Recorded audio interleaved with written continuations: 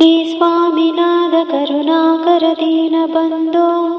श्री पार्वती सुमुख पंकज पद्मबन्धो श्री सादिदेव गणपूजित पाद पद्मा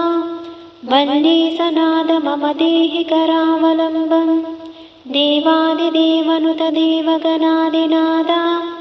देवेन्द्र वन्द्य मृदु पंकज मंजुपादा देवर्षि नारद मुनीन्द्र सुगीत कीर्ते वल्ली सनाद मम देहि करावलम्बं नित्यानदान निराताकील रोगहारिन् तस्मात् प्रदात परिपूरित भक्तकामा श्रुत्यागम प्रणव वाच निज स्वरूपा वल्ली सनाद मम देहि करावलम्बं क्रौञ्चामरेन्द्र मदकण्डन शक्तिशूला पाशादिशस्त्र परिमण्डित दिव्यपाणे श्रीकुण्डलीश धृततुण्ड सिकेन्द्रवाहा वल्ली सनाद मम देहि करावलम्बं देवादिदेवरदमण्डल मध्यवेद्या देवेन्द्रपीठनगरा दृढचापहस्तं सूरं निहत्य सुरकोटिभिरीड्यमाना वल्ली सनाद मम देहि करावलम्बं हारादिरत्नमणियुक्त किरीटहारा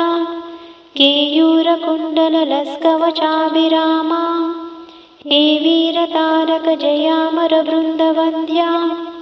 वल्ली सनाद मम देहि करावलम्बं पञ्चाक्षरादिमनुमन्त्रित गङ्गतोयेह पञ्चामृतेः प्रमुदितेन्द्रे मुखैर्मुनेन्द्रेः पट्टाभिषिक्त हरियुक्त परासनादा वल्ली सनाद मम देहि करावलम्बं श्रीकार्तिकेय करुणामृतपूर्णदृष्ट्या कामादिरोगकलुषितकृतदुष्टचित्तं भक्त्वा त्वमामवकलादरकान्तिकान्त्या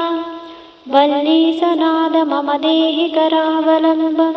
सुब्रह्मण्याष्टकं पुण्यं या पठेद्विजोत्तमा ते सर्वे मुक्तिमायान्ति सुब्रह्मण्य प्रसादता सुब्रह्मण्याष्टकमिदं पात्रारुद्धया यः पठेत् कोटिजन्मामृता पापं तत्क्षणं देव्यनास्यति।